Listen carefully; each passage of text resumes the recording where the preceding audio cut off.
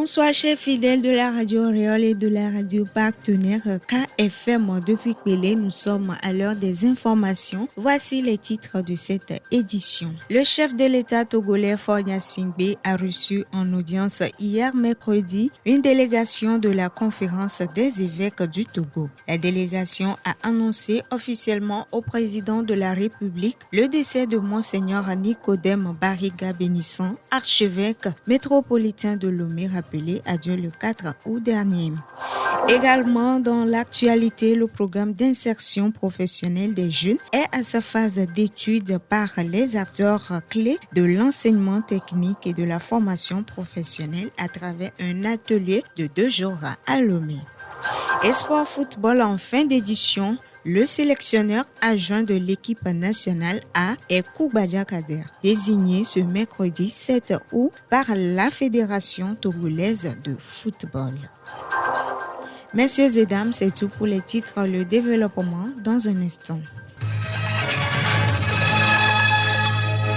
Le président de la République Faure Gnassingbé a reçu le 7 août 2024 une délégation de la conférence des évêques du Togo. Conduite par son président Monseigneur Benoît Alonou, la délégation épiscopale a annoncé officiellement au chef de l'État le décès de Monseigneur Nicodème Anani Bariga Bénisson, archevêque métropolitain de Lomé, rappelé à Dieu le 4 août dernier. En cette douloureuse circonstance, le président de la République a adressé ses sincères condoléances ainsi que celles du gouvernement à la conférence des évêques du Togo, au clergé, à la famille du défunt et à l'ensemble des fidèles catholiques. Monseigneur Bariga Bénisson était une figure éminente du pays dont le dévouement à la cause de la paix, de la réconciliation et de la justice sociale a marqué la nation, notamment à travers son œuvre à la tête de la CVJR. Radio Oriole. Autre sujet dans cette édition, l'Office togolais des recettes OTR, en collaboration avec la GIZ, ont débuté hier à Lomé un atelier de 2 jours portant sur la validation du cahier de bonnes pratiques innovantes de mobilisation des ressources propres des collectivités territoriales.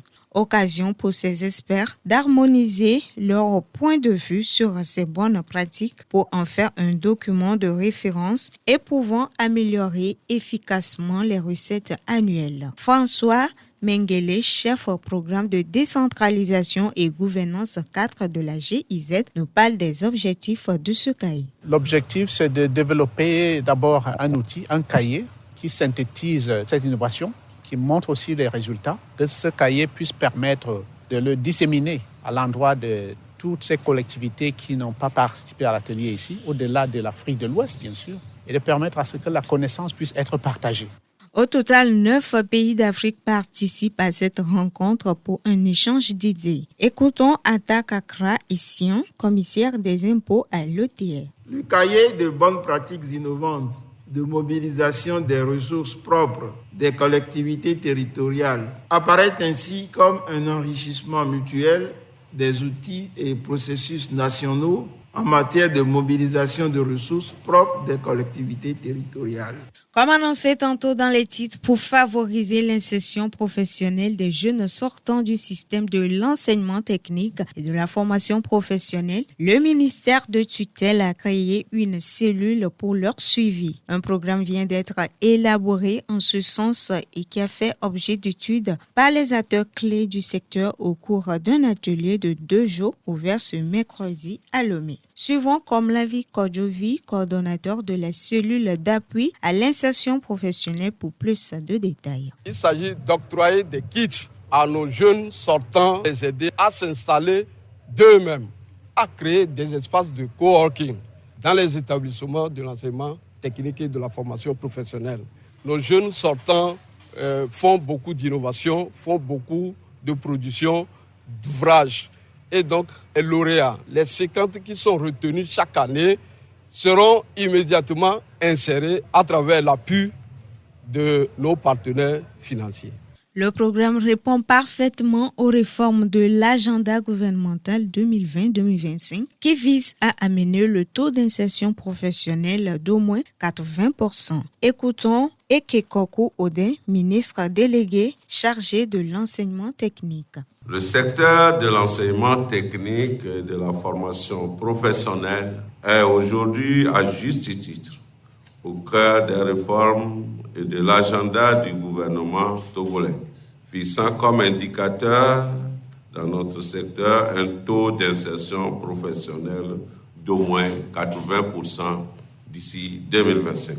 J'ose croire que les objectifs assignés à cet atelier de validation seront atteints à travers les différentes approches qui seront développées et que les attentes des bénéficiaires qui sont nos sortants seront entièrement comblées.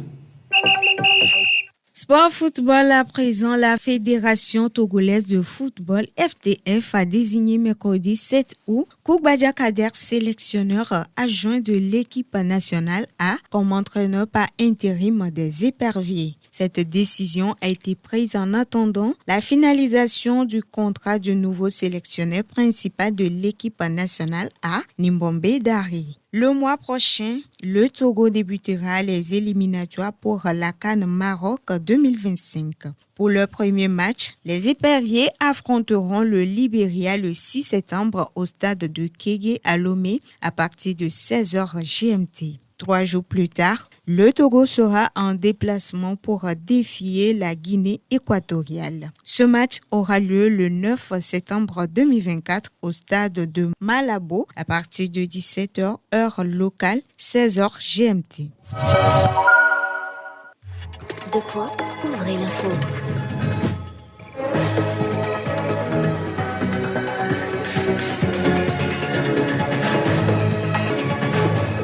Et c'est sur ces informations sportives que nous prenons congé de vous. Merci à vous tous qui l'avez suivi partout ailleurs. Merci à Féton pour la compagnie technique. Sur la radio Réole comme sur la radio partenaire KFM depuis Pelé, nos programmes se poursuivent.